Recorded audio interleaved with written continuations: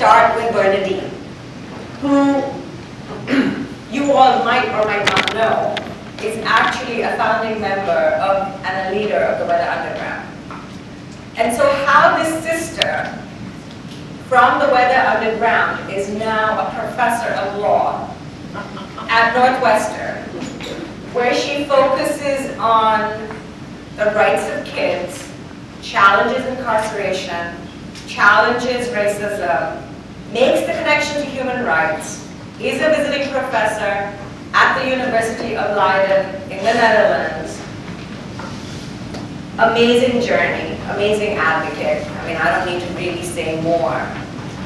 But Bernardine, I know you got here last of all, but I'm going to start with you. This will settle me down. Anyway,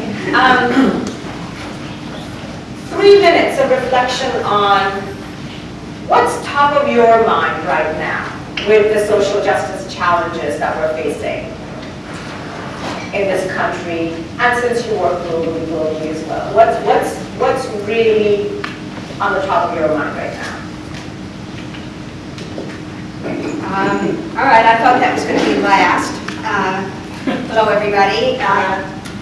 Okay, I'm going to just jump into what I actually think about this. I mean, if you look at today's front page, you can see what's happening. Austerity, austerity, the 0.1% against everybody else.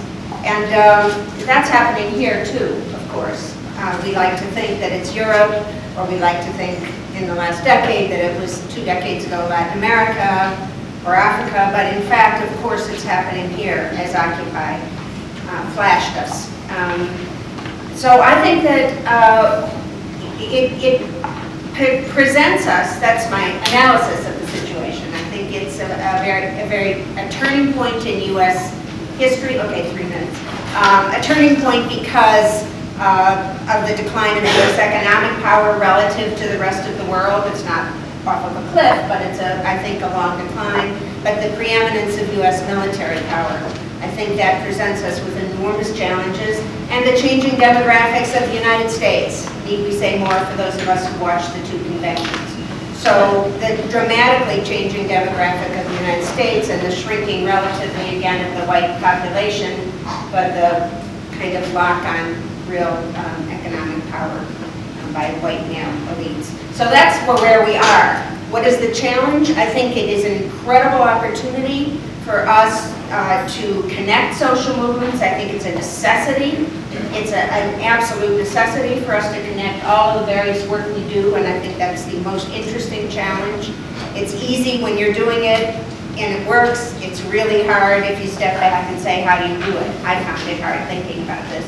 And last, I'd say, just as the dire, well, 2 things.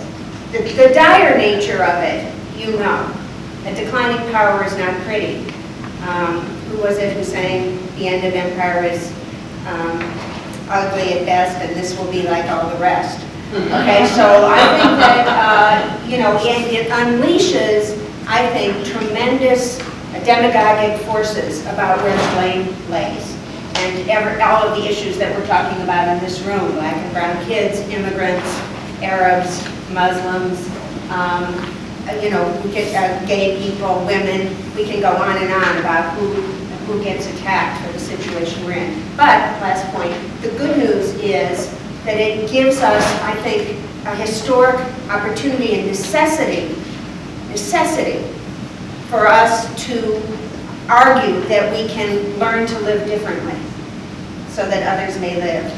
We can't, I'm sorry to our politicians who are saying we're going to restore the glory days, but that's not going to happen. And so we're either going to have, you know, desperate austerity, and we are going to have desperate austerity. And so the question is how we're going to learn to live equally, recognizing each other's dignity and human rights, and seeing ourselves 4% of the world's population in relationship to the rest of the world and living in relative peace.